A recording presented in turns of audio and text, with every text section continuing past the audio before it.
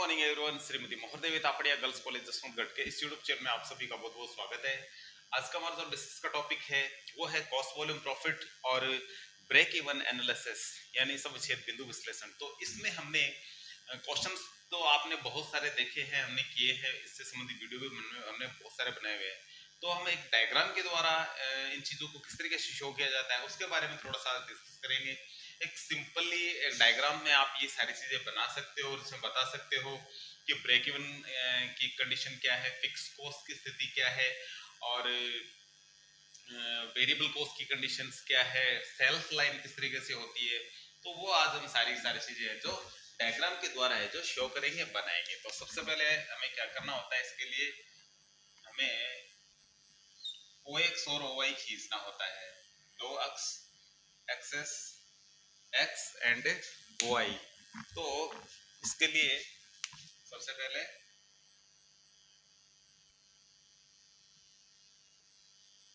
X और Y के लिए हम लाइनिंग करते हैं।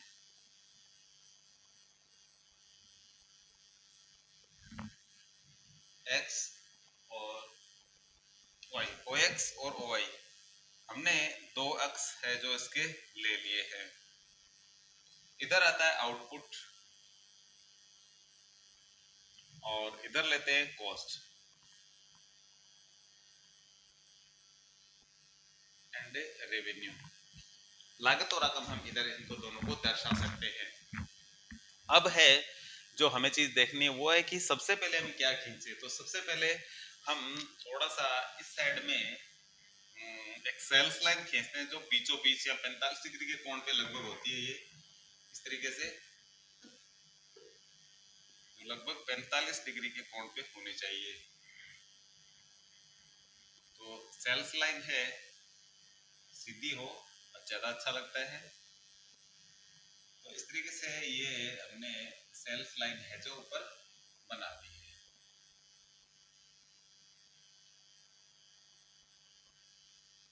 सेल्स लाइन और इसके पश्चात जो चीज हमें बनानी होती है इसके अंतर्गत वो है फिक्स कॉस्ट। फिक्स कॉस्ट इस तरीके से एक सीधी लाइन होती है, इसमें आउटपुट में परिवर्तन का इस पे किसी प्रकार का कोई प्रभाव नहीं पड़ता है। यदि हम यहाँ आउटपुट लिख देते हैं, ये मानिए यहाँ 10, 20, 30,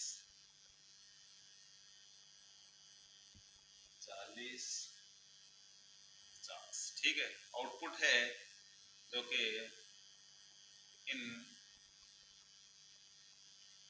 1000 में है, ठीक है। और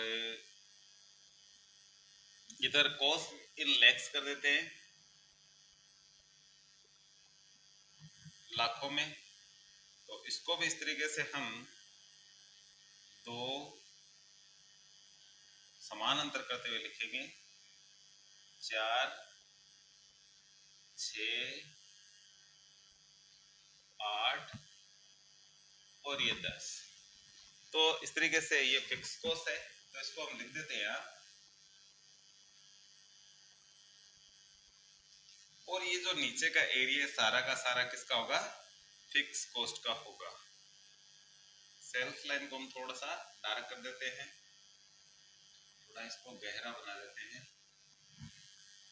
और इसके अंदर भी लिख सकते हैं हम, या थोड़ा सा इंडिकेट कर देते हैं इसको कि ये जो एरिया है वो किसका है, फिक्स कॉस्ट का है। तो हम थोड़ा सा इसको अलग दिखाने का प्रयास करेंगे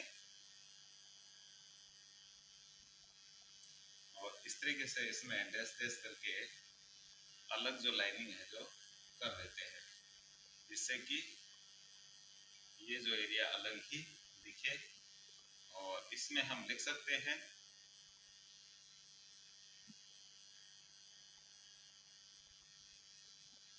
इसके अंदर लिख देते हैं हम फिक्स कॉस्ट।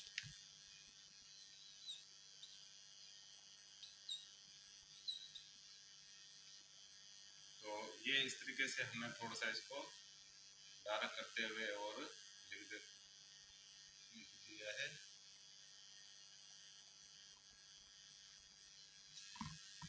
तो ये फिक्स कॉस्ट का एरिया हो जाएगा।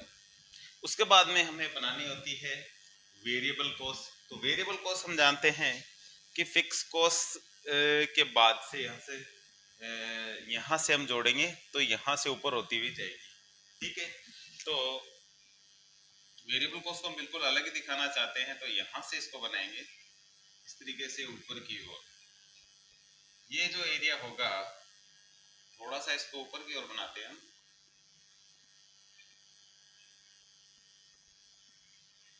ये है वेरिएबल कॉस्ट।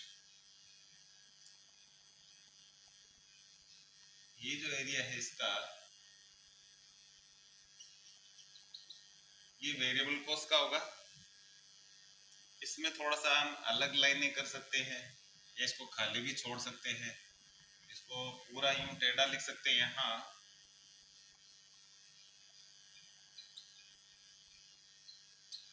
Variable cost.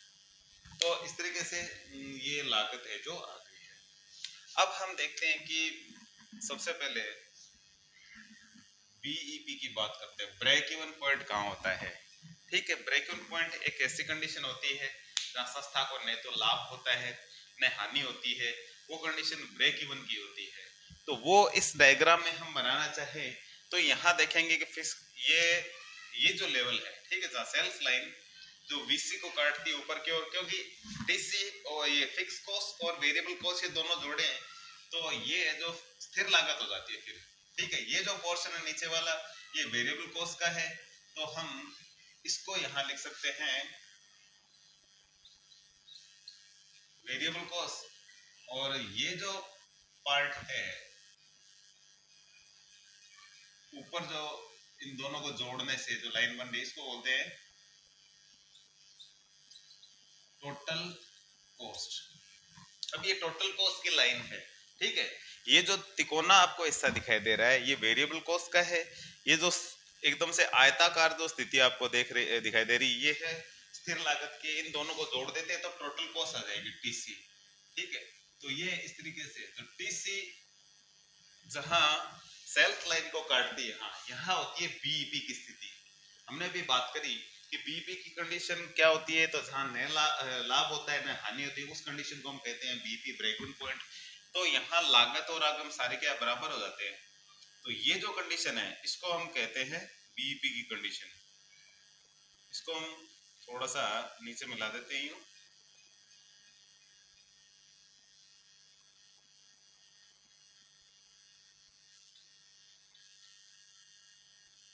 तो इसका कोई भी नाम भी दे सकते हैं, इसको सीधा बीईपी लिख देते हैं यहाँ।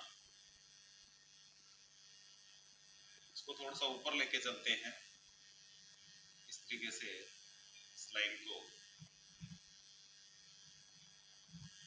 ये लाइन है बीईपी की ब्रेक इवन पॉइंट, और इस ब्रेक इवन पॉइंट पे लागत कितनी लग रही है तो आप देख सकते हैं इधर मिला सकते हैं इसको। तो ये क्या होती है इधर, यदि हम इधर मिलाना चाहें तो ये इधर बताया जा सकता है कि ये बीईपी पे इतनी लागत लग रही है, इतना आउटपुट हो रहा है, ठीक है। इसको क्वांटिटी के रूप में बता सकते हैं, इसको सी यानी कॉस्ट के रूप में बता सकते हैं आप कि इस बीईपी पर इतनी लागत और इतनी क्वांटिटी का प्रोडक्शन हो रहा है। तो इस तरीके से आसानी से बताया जा सकता है। अब बात करें कि ये टोटल कॉस्ट हो गई, ये सेल्फ लाइन हो गई, इसके जो बीच का जो पार्ट बचता है ये, और इस पार्ट को हम क्या कहते हैं, ये हमारा होता है प्रॉफिट टोटल। तो ये जो हिस्सा बच रहा है इसको कहेंगे प्रॉफिट। और जो इधर जो एरिया आता है ये, यदि ये इधर वाला है ये होता है लॉस का। तो ऊपर की ओर प्रॉफिट हो जाएगा और नीचे की ओर यदि हो तो ये लॉस की कंडीशन हो जाती है। तो आप मेरे ख्याल से समझ रहे हैं कि ये टोटल कॉस्ट और जो सेल्स लाइन के बीच का जो पार्ट होता है ये होता है प्रॉफिट का। अब बात करें ग्रोस मार्जिन टोटल जो या प्रॉफिट मार्जिन की बात करें तो ये जो हिस्सा है ये पूरा जो हिस्सा है जो सेल्स लाइन से ऊपर का, और ये जो बीपी के ऊपर वाला जो इधर वाला जो हिस्सा है ये होता है ग्रोस मार्जिन।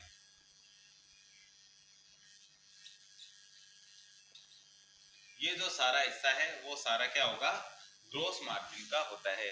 तो इसको थोड़ा सा यूं अगर दिखाना चाहे तो लाइनिंग करके आप दिखा सकते हो। तो ये जो सारा हिस्सा है जो ग्रोस मार्जिन का होगा। तो कहने का मतलब है कि आप आराम से इसको समझ सकते हो कि कोई भी डायग्राम है जिसमें आप कोई भी कोई क्वेश्चन आ जाए न्यूमेरिकल जिसमें आप डायग्राम के थ्रू यदि बनाना चाहो तो वो सारी चीजें आसानी से बना सकते हो।